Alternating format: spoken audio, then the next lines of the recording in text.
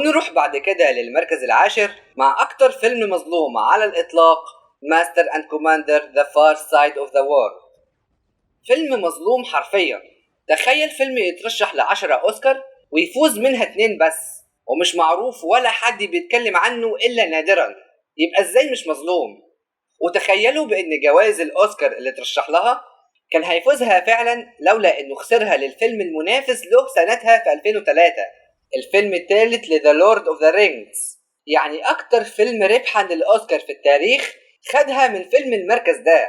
يعني كان زماننا دلوقتي بنقول على الفيلم ده انه اكتر فيلم ربحا للأوسكار في التاريخ ب13 جايزة كمان مش 11، لان الفيلم ده بالرغم من الفيلم العملاق اللي بنفسه الا انه طلع بجائزتين أوسكار، وده انجاز كبير.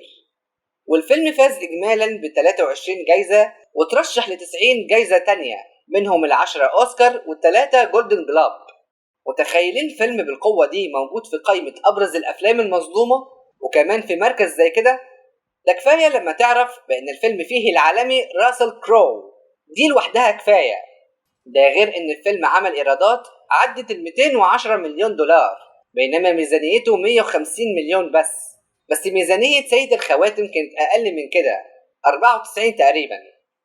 والفيلم لقى ردود فعل إيجابية من النقاد، طبيعي، ده غير تقييماته على المواقع الكبيرة عالية، كله من 8.5 وانت طالع، إلا موقع IMDb اداله 7.5. زي ما انتوا عارفين لازم في بتاعة كده تبوظ التقييم، ده العادي. والفيلم متاخد من أكتر من رواية بتتكلم عن الحرب النابليونية اللي نابليون عمل رعب في أوروبا كلها أيامها. وأحداث الفيلم ده في 1805 لما حاولت سفينة فرنسية إنها تضرب السفينة دي التابعة لبريطانيا، وأصابتها بقوة هي وطاقمها، وهيقرر قائدها إنه يطارد السفن الفرنسية ويصطادهم. دي القصة بشكل عام، وإنت في الفيلم هتعيش كل تفصيلة في السفينة اللي أكتر من 90% من أحداث الفيلم عليها. مش هتشوف الشاطئ غير مرة أو 2، وهتشوف المشاكل اللي هيواجهوها وإزاي هيحلوها. يعني الفيلم ده يعتبر أكتر فيلم واقعي عن السفن والمعارك الحربية، مش سلسلة Pirates of the Caribbean.